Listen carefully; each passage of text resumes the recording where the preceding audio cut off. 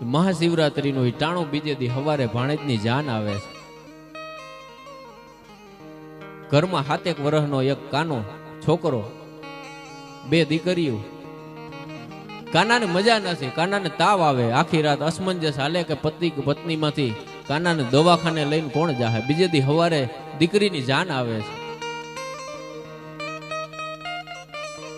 છેલ્લે એવું નક્કી થાય કે માં તત્વ એવું છે, મેં આગળ કીધું ને કે મોઢે બોલું માન હાચે નાના સાંભળે, પછી આ મોટપની મજા મને કડવી લાગે કાગડા. અને આખરે એક જતા પછી કરોડો નાખર કામના, હું મોઢે બોલું માં તાતો કોઠે ટાઢક કાગડા. એ માં તત્વ છે. માએ એમ કીધું કે હું દવાખાને લઈ જાય. 5 વર્ષના કાનાને એ બાઈ, ઘરના કોઈ વાહન નહીં, 5 વાગે ગામના પાદરમાંથી સરકારી બસ ઉપડે, એમાં એ બીમાર દીકરાને લઈ અને એ બાઈ 65 વર્ષની ડોહી, ચાંદીના પતરા જેવા વાળ, મોઢા ઉપર કરચલી વળી ગયેલી. આ પાત્રને હું મળેલો છું, એના સામે હું બેઠો ને ત્યાં આપણને એમ થયું કે આપણી કોઈ હેસિયત નથી, આપણી કોઈ ઓકાત નથી. આ જગદંબામાં એવડી ત્રેવડ છે. આ વાત જે મારે કરવી હતી તો હું પૂછવા ગયો તો માં તેદી થયું તું હું. કદાચ કોઈ વૈભવશાળી માણસ હોય તો એમ કે મારી તકતી લગાવીને ગામે ગામ મારી આ વાતું કરજે એમ. એને એમ કીધું કે ભાઈ મારે કાંઈ વાતું કરવી નથી, મારું ટાણું હતું મેં હાચવી લીધું, એનાથી વિશેષ હું કાંઈ નથી કહેતી. એ હવારે બસમાં બેહી અને આજનું દૈસરા, એ દૈસરાના પાદરમાં જ્યાં બસ પોગે તો એ દીકરો આંખું તારવી ગયો. છેલ્લે એકવાર એમ કીધું કે માં મારે પાણી પીવું છે. કે કાના હમણાં મોરબી આવી જાય ભાઈ, ઘણીક ધરપત રાખ, હમણાં મોરબી જઈએ ને તને હું ભાગ લઈ દઈ, તને હું કઈક ખવડાવી, તને હું રમકડા લઈ દઈ. છેલ્લી વાર કહી અને કાનાએ આંખું બંધ કરી દીધી. પણ એક માનો જીવ છે, એને એમ થાય કે એને મજા નથી એટલે હુઈ ગયો છે. હમણાં ઉઠી જાય મારો કાનો, હમણાં મોરબી આવી જાય એમ થતા થતા એ બસ છે મોરબીના પાદરમાં પહોંચે. 1 કે 1.5 કલાકનો એ રસ્તો થાય અમારે અહીંયાથી. ત્યાં જઈએ ને એ બાઈ લાઈનમાં બેઠી, કારણ કે તમારા આગળ પૈસા હોય તો તમારો તરત વારો આવે. પણ દુર્દશાનો એટલો આભાર હોય છે કે હું મળું છું જેને, એ બધાય મુજથી સમજદાર હોય છે. તમારી પરિસ્થિતિ નબળી હોય, તમારો સમય વિકટ થાય, તઈ તમને જીવ કઈને ઓળખાવતા હોય એ માણસ તમને ઓળખવાથી ઇનકાર કરી દે કે હું તો આને ઓળખતોય નથી. વાત ખાલી એટલી જ છે કે તમારો વખત પલટવો જોઈએ. તમે ખાલી થઈ જાય એ જગતને ખબર પડી જાય. તમે કેકુર વડલાની જેમ થઈ અને જીવતા હોય. રૂઆબ હતો તેથી અમે રોફ જમાવતા હતા.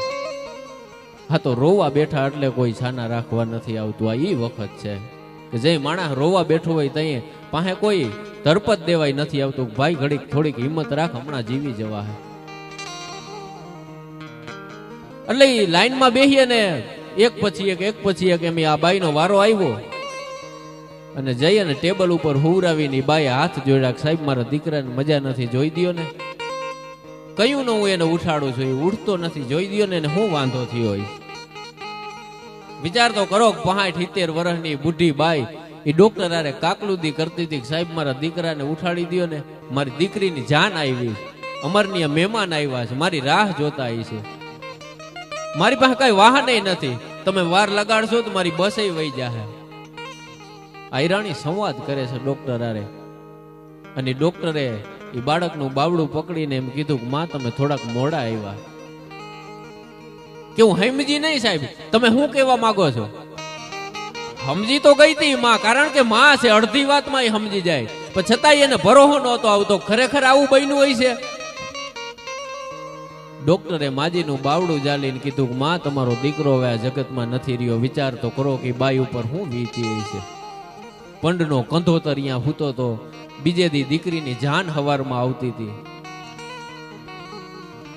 ઘણીક છે એ ઠાકરનું નામ લઈ અને એ બાઈ રોવા માંડી. તે તો અવધી કરી મારા બાપ, મારી કવિતા બગાડી નાખી. તે આ કાનાના ભરોહે તો મારે જાત્રાયું કરવાના ભરખા હતા, કાનાના દીકરાઓના મારે હાલરણા ગાવાના ભરખા હતા. ઠાકર તે મારો કાનો લઈ લીધો કે બાપ તે મને કેમ ન લઈ લીધી?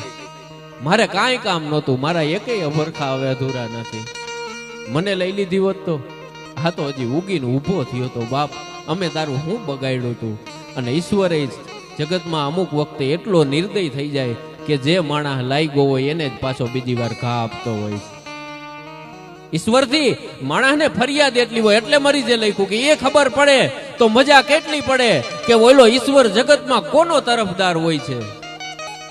અને દાવો જુદો છે પ્રેમનો દુનિયાની રીતથી. ક્યાંય ચૂપ એ જ રહે છે કે જેને અધિકાર હોય છે. જેને બોલવાનો અધિકાર હોય ને એ માણસ ખૂણામાં ચૂપ બેઠો હોય.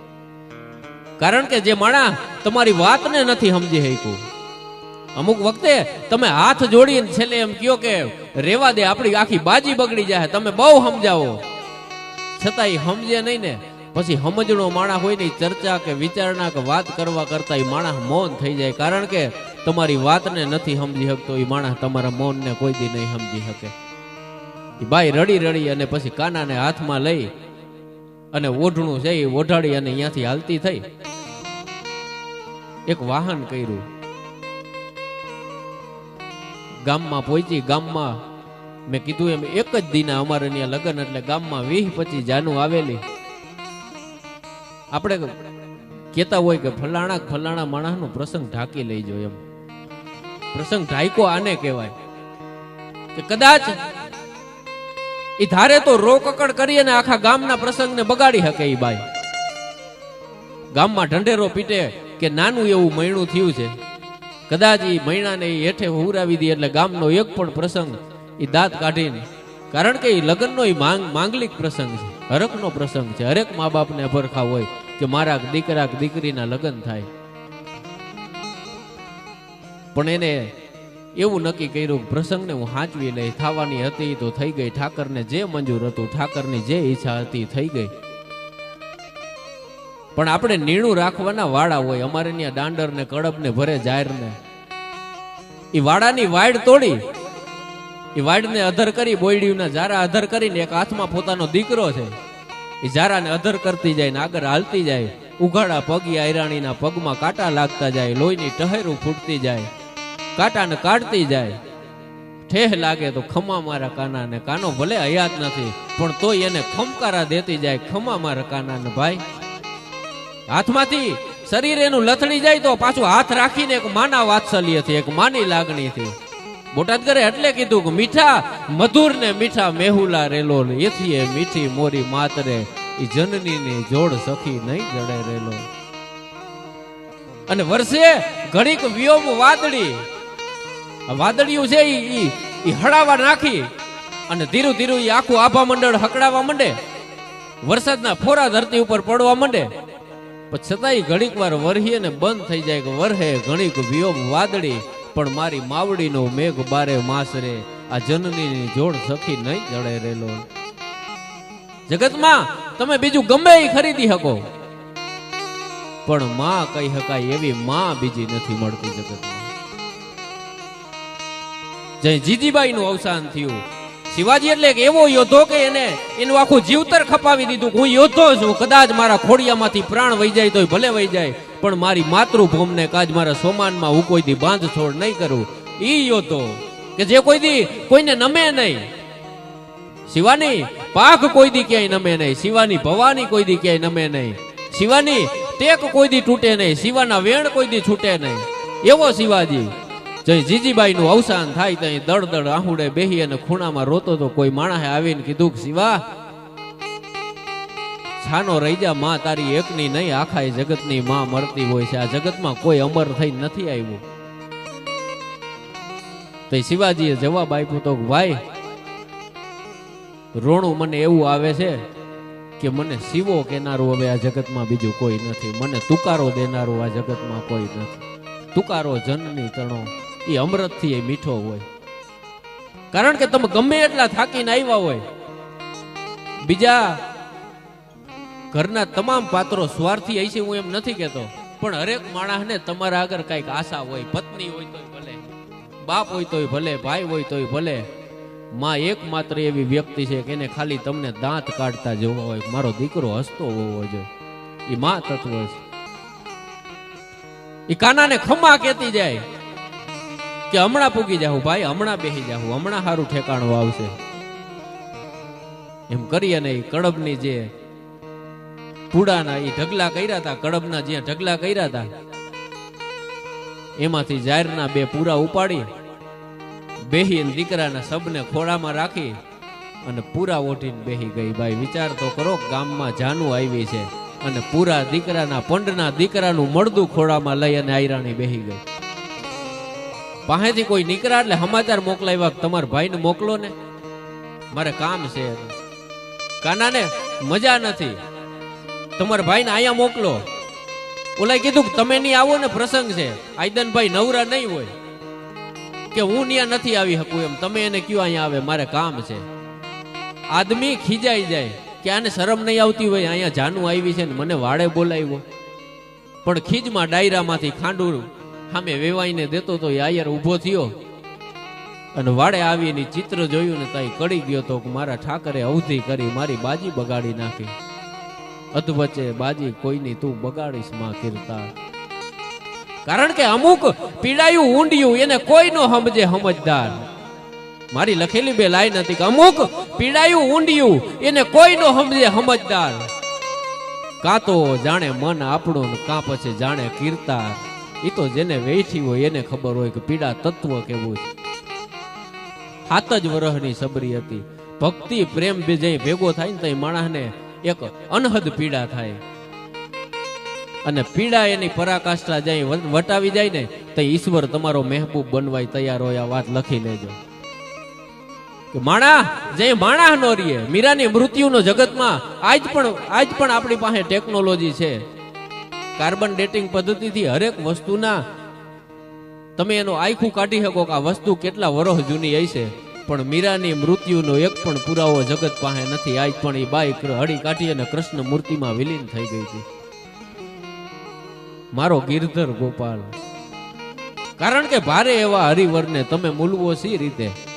અહીં તો વજન કરે હારે મનવા ભજન કરે એ જીતે. કૃષ્ણ સિવાય બીજું કોઈ તત્વને જેને ભજ્યો નહીં. પણ આયર હામો ઉભો છે, આયરાણી પંડના દીકરાને ખોડામાં રાખી અને બેઠી છે. એકેય કઈ બોલતા નથી. એ બાઈ છે એ આદમીને જોઈ અને રોવા માંડી. એક માં છે, એના દુઃખને આખર ક્યાં સુધી હાચવી શકે. અને ખાલી એટલું જ કીધું કે કાનાને મજા ન થઈ. બાઈએ તો ઢાંકી લીધું. હવે વારો આદમીનો હતો કે તું કેટલું ખમી શકસ.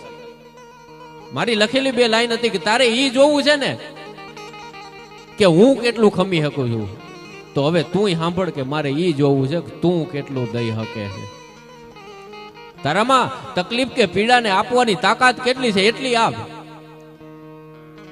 પછી આદમી ત્યાંથી કાંઈ પણ બોલ્યા વગર હાલતો થઈ જાય. પરીક્ષા હવે ચાલુ થતી હતી કે માંડવે હજી પોઈગોતા વિધિ ને વિધાના ચાલ હાલતા હતા. એમાં ગોર મહારાજે કીધું કે જવતલ હોમવાનો ટાઈમ થયો છે. એકનો એક ભાઈ વિચાર તો કરો કે હવે કરવાનું શું. કદાચ બીજા ગમે ટાણા હોય, તમે અહીંયા હાજર હોય કે ન હોય તો આયલું જાય, પણ એક બેનના લગ્ન થાય ને એના ભાઈને જવતલ હોમવાનો વખત થાય. આયરે જવાબ શું દીધો કે બેન કાનાને મજા નથી, આ ભાઈ જવતલ હોમી દે. માંડવામાં બેઠેલી દીકરી છે એ પહેલી વાર મોટી થઈ હોય. કારણ કે તમારા ઘરમાં તમે તમારી દીકરીને કોઈ પણ નિર્ણય લ્યો તો કોઈ દી કાંઈ પૂછતા નહીં હોય. કારણ કે આપણે મન આપણી બેની કાયમ નાની હોય કે બેનને શું પૂછવાનું, બેન તો નાની છે, બેનને શું ખબર પડે. કદાચ 1000 વાર દિવસમાં એ ઘરના ઉંબરા અંદર આવતી હોય, ઘરના ઉંબરાથી માલપા આવતી હોય, ફરિયામાં હાલતી હોય, ફરિયામાં રમતી હોય, આપણને મોટી ન લાગે. એ દીકરી કાયમ. અને 1000 વાર જે ઉમરાને ઓળંગતી હોય ઈના એ દીકરી છેલ્લે ગોર મહારાજ એમ કહે કે કન્યા પધરાવો સાવધાનની જે વાત થાય તઈ આખા દીમાં 1000 વાર ઘરમાં આવતી ને જાતી દીકરીને કાક બાપુ દાદ બાપુ એમ કહે છે કે ડુંગરા જેવડો એને ઉંબરો લાગ્યો, એને માંડરે ઓળંગ્યો. આખા એ ડુંગર જેવડો ઉંબરો થઈ જાય. વિચાર તો કરો કે દીકરીના ભીતરમાં તઈ કઈ પીડા હાલતી હશે. 17 કે 18 વર્ષની ઉંમરમાં એ દીકરી ફળિયામાં રમી રમી અને એ ધૂળ ધોયું, ફરાક ધોયું કરી કરી અને મોટી થઈ હોય. એ 17 કે 18 વર્ષ એક જ ક્ષણમાં એની સામે આવી જાય કે હું આમ જીવતી હતી, હું અહીંયા રમતી હતી. પછી દીકરી ત્યાંથી આગળ જાય, એની વિદાયનો જે વખત આવે, દાદા એમ કહે કે કાળજા કેરો કટકો મારો ગાંઠથી છૂટી ગયો, અને લૂંટાણો મારો લાડ ખજાનો આજ દાદ હું જોતો રહ્યો. એ બાપ છે એ દીકરીને મળવા હાટું થઈ અને છેલ્લે કાકલું દીવ કરતો હોય, એ ગાડા જાય જાનના વયા જાય, ગાડા જાય ત્યાંથી હાલતા થઈ જાય. તો એ બાપ એ દીકરીને એમ કેતો હોય કે બેન એકવાર હામું જો તો હું તને જોઈ લઉં. કોઈ સમજણા કોઈ સજ્જન માણસે એક દીકરીને સવાલ કર્યો તો તું આખી જિંદગી એમ કેતી હોય કે મારો બાપ મને વાલો છે, મારો બાપ મને પ્રિય છે, તો એમ કે વિદાય લઈ અને તું તઈ જઈ જાતી હોય તઈ સૌથી છેલ્લે તું કેમ તારા બાપને મળસ? તને તારો બાપ એટલો જ જો વાલો હોય તો તારે સૌથી પહેલા તારા બાપને મળવું જોઈએ, એના બદલે તું સૌથી છેલ્લે તારા બાપને કેમ મળસ? તઈ હિન્દુસ્તાનના ગામડા ગામની એક અભણ દીકરીએ જવાબ આપ્યો તો કે મારો બાપ મને મળી લે ને એ પછી કોઈને મળવા જેટલી તાકાત એ આદમીમાં ન રહે, એટલે હું એને મળું છું. અને હું છેલ્લે મારા બાપને એટલે મળું છું કે હું મારા બાપને એકવાર ભેટી લઉં, પછી કોઈ યારે સંવાદ કરવાની ત્રેવડ મારા પંડમાં નથી હોતી, એટલે છેલ્લે હું મારા બાપને મળું છું.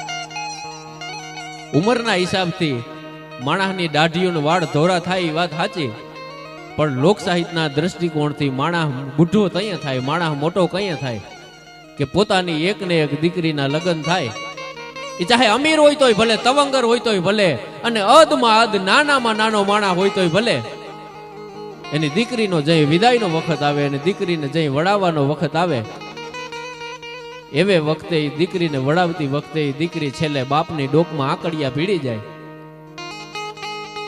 અને સમજણા માણા આવીને દીકરીને બાપથી નોખી પાડતા હોય, બેન છાની રહી જા, તું હમણાં પાછો આટો દેવા આવી, બેન હવે તું મોટી થઈ ગઈ એમ કરી 5 વર્ષની દીકરીને જેમ સમજાવતો એમ ફોહલાવી અને બાપથી દીકરીને નોખી પાડવાનો પ્રયત્ન કરતા હોય, તો દીકરીના જે આકડિયા ભીડેલા હોય એ હાથ બાપની દાઢી ઉપર નોખા પડતી વખતે ફરે ને ત્યાં બાપની દાઢી ધોરી થઈ જાય, બાપ મોટો ત્યાં થઈ જાય કે મારી દીકરી આજ મારાથી નોખી પડી ગઈ. ઈ બાપ છેલ્લે કાકડું દીવ કરી અને હામું જોને બેન તું ખાલી એકવાર હામું જોઈ લે તો તારું મોઢું જોઈ લો. ગાડામાં બેઠી બેઠી દીકરીને એમ થતું હોય કે એકવાર જો મારા બાપના હામું જોઈને તો મારો બાપ પછી છાનો નહીં રહે. દીકરી હામું ન જોવે એટલે બાપ એને લાલચ દે કે આંબલ પીપર ઝાડ બોલાવે, બેન તું એકવાર હામું જો. ધૂળ ધોયું ફરાક ધોયું, તું અહીંયા 20 વર્ષ રમીને મોટી થઈ બેન, મારા હામું તું ન જોતો કાઈ નહીં, પણ આંબલી ને પીપળી ની ડાળ તને બોલાવે, તું એકવાર હામું જો. એવી દીકરીઓ કે જે દીકરાને હમો વળ્યું થઈને જગતમાં જીવ્યું છે, એવી દીકરીઓ કે જેના ખંભા ઉપર ઇતિહાસ ઉભા છે. આદમી તો આપણે તો હજી તો કઠણ કાળજાના થઈ જાય એવું કહેવાય, પુરુષ કઠણ હોય એમ, પણ ઇતિહાસને જ્યાં સુધી મેં સમજ્યો છે, ઇતિહાસને જ્યાં સુધી મેં વાંચ્યો છે ત્યાં સુધી ઇતિહાસે જઈ જઈ વળાંક લીધા છે, વળાંક ઉપર આ જગતની સ્ત્રી ઊભી છે. એ દ્રૌપદી હોય તોય ભલે, એની સીતા હોય તોય ભલે, દર વખતે સ્ત્રીઓએ પરીક્ષા આપી છે, પણ એ જવતલ હોમવાનો વખત થાય સમજાવી બુજાવી અને હમણાં આવે હમણાં આવે હમણાં આવે એમ કરી ભાઈ આવતો નથી. વિદાય વખતે માય આવતી નથી, એ જાનને વડાવી દેવામાં આવે અને જ્યાં સુધી જાન ગામમાંથી વિદાય નો થાય, જાનુ ગામમાંથી એક નહીં આખા ગામની જાનુ, આખા ગામની દીકરીઓની જાનુ પૈણવા આવી હતી, એ આખા ગામની દીકરીઓની વિદાય નો થાય ત્યાં સુધી આયર કે આયરાણીના મોઢા ઉપર કોઈને રેખાઈ બદલવા નહોતી દીધી કે અમારો કંધોતર વયો ગયો છે, અમારો દીકરો વયો ગયો છે. આયરત્વ છે, આપણે ઈ પરંપરાનું સંતાન છે. ઈ પરંપરામાંથી ઈ ઉજળા કેળામાંથી હું તમે જીવી, હું તમે રમી રમી એના મોટા થયા છે. કદાચ પૈસા ન હોય તો રડી જાહો, એમાં કાંઈ મોટી વાત નથી. પૈસો એ વ્યવસ્થા છે. પૈસાથી માણસની હેસિયત નક્કી નથી થતી. કોઈના ગજવામાં કાંઈ હોય કે ન હોય એનાથી એ નક્કી જ ન થાય કે આ માણસ ખરેખર નાનો છે કે મોટો છે. નક્કી તો ત્યાં થાય કે તમારા ટાણે કે તમારા વખતે આવી અને માણસને ઉભો રહીએ તો તમને વાલો લાગે. પછી ચાહે અદમાં અદ માણસ કેમ નથી, લાગણી અને પ્રેમ સફર જે માણસ જીવતા હોય. સબરીની ખાલી ભક્તિએ રામને ત્યાં જવા મજબૂર કરી દીધા હતા. સબરી બાકી ક્યાં રૂપિયા વાળું પાત્ર હતું. 7 વર્ષની સબરીને એમ કહેવામાં આવે કે તારે ક્યાંય જવાની જરૂર નથી, તો અહીંયા બેહી અને ભક્તિ કર, રામ આપણી ઝૂંપડી આવશે. રામનો વનવાસમાં તમે આખી એ ઘટનાને તમે જેમ જોતા હોય એમ, પણ રામના વનવાસમાં જવા પાછળનું એક કારણ કેવટની ભક્તિ કયો તોય ભલે ને સબરીની ભક્તિ કયો તોય ભલે, આ 2 કારણો હતા. ત્યાં જઈએ ને એઠા બોર ખાવા પડે, કારણ કે એ બીજું દઈએ શું હકે, સર્વસ્વ દઈ દીધું. એની પાસે બોર હતા, એ ચાખી ચાખીને દેતી જાય. મારા રામને જેવો તેવો બોર નો ખવડાવાય, બોર ચાખતી જાય ને દેતી જાય. એ રામે લખને તો એમ કીધું, એને હુક ચડી, કદાચ આ ખવાય કે ન ખવાય એમ. પણ રામ તો પામી ગયો તો, કદાચ હું રામ છું ને તો એ સબરીની ભક્તિને લીધે છે. ધજાના ફફડાટમાં ઘણીવાર ભગતની આસ્થા ફફડતી હોય છે બાપ. એ તો આપણને લાગે કે આ ખાલી ધજાયું ફરકે, આ ડોહિયું જેના બાના ઓઢી અને બેઠી આ બેનડિયું, એ તત્વમાં કાંઈક તો હોય છે ને. બાકી એમને આટલું માણા થોડું અહીં ભેગું થાય. તમે થોડા ગાંડા છો, કામ ધંધા વગરના માણસો છો, છતાંય એક હુંપત કે મારી પરંપરામાંથી, મારા કુળમાંથી હું જે જન્મો છું, ઈ બેનું આજ બાના ઓઢીને બેઠી હોય તો આપણને એનાથી વિશેષ હરખ બીજો કયો હોય. એના એ ભક્તિમાં સબરીના બોર ખાધા, અને બોર ખાધા એટલું નહીં, આખા જગતને રામે કીધું કે બાઈ તારા મીઠા લાગ્યા બોર. સબરી મને તારા મીઠા લાગ્યા બોર, કારણ કે એમાં તારી ભાવના અણમોલ. સબરી મને મીઠા લાગ્યા બોર.